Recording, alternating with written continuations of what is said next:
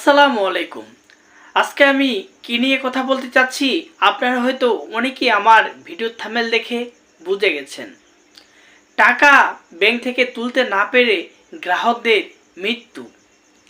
আবার ব্যাংকের কর্মকর্তারাই ব্যাংকে গিয়ে বললে হাসছেন। আসলে এটা কেমন কথা ভাই? সম্মিলিত ৫ ইসলামিক ব্যাংকের আমরা যারা গ্রাহক রয়েছি, আমরা আমাদের টাকা রেখেছি ব্যাংকে ভবিষ্যতের জন্য। সেই টাকা এখন তুলতে না পেরে আমাদের মৃত্যু হচ্ছে।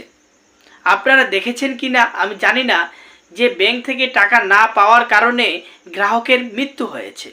আজকের নিউজ আপনারা যারা এখনও দেখেননি, আমি আমার ভিডিওর যে কমেন্ট বক্স থাকবে আমি সেখানে লিঙ্ক দিয়ে রাখবো।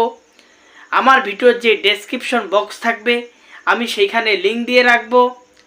আপনারা সবাই সেই ভিডিওটি দেখবেন।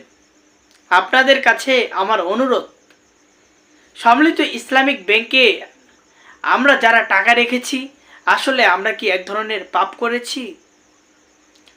টাকা তুলতে না পেরে গ্রাহকের মৃত্যু হচ্ছে, আর আপনারা ব্যাংকে গিয়ে এই কথাগুলো বললে আপনারা হাসছেন। এটা কি অন্যায় নয়? আসলে ব্যাংক কর্মকর্তাদের কি এটা বিবেক? আপনারা যারা এখনো দেখেননি যে ব্যাংকের কর্মকর্তারা মৃত্যুর কথা শুনে কিভাবে হাসছেন, আপনারা আমার ভিডিওর ডেসক্রিপশন বক্সে দেখবেন, আমি সেখানে লিঙ্ক দিয়ে রাখবো। আপনারা যারা দেখেননি আমার ভিডিওর ডেসক্রিপশন বক্সে আপনারা দেখবেন, আমি সেখানে লিঙ্ক দিয়ে দিব। আপনারা সেই ভিডিওটি দেখে আসবেন। আসলে খুবই দুঃখজনক ব্যাপার যে আমরা এই সম্মিলিত ইসলামিক ব্যাংকগুলোতে টাকা রেখে কত বড় পাপ করেছি।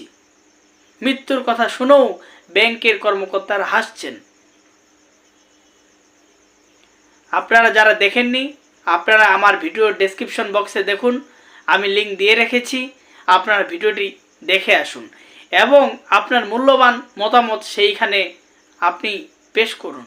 আপনার মূল্যবান মতামত সেখানে কমেন্ট করুন। সেই কমেন্টগুলোকে আবার প্রশাসনের নজরে নিয়ে আসা হবে যে কেন ব্যাংকের কর্মকর্তারা এরকম করে হাসলো মৃত্যুর কথা শুনে। তো আমি আপনাদেরকে অনুরোধ করব, আপনারা যারা ভিডিওটি দেখছেন আপনারা আমার ভিডিও ডেসক্রিপশন বক্স ফলো করুন, আমি সেখানে লিঙ্ক দিয়ে রাখবো। আপনারা সেই ভিডিওতে একটা কমেন্ট করে আসবেন। কষ্টের কথা, আমরা সবাই প্রতিবাদ জানাই। ভিডিওটি শেয়ার করে দিবেন এবং সবাইকে দেখার সুযোগ করে দিবেন। ধন্যবাদ।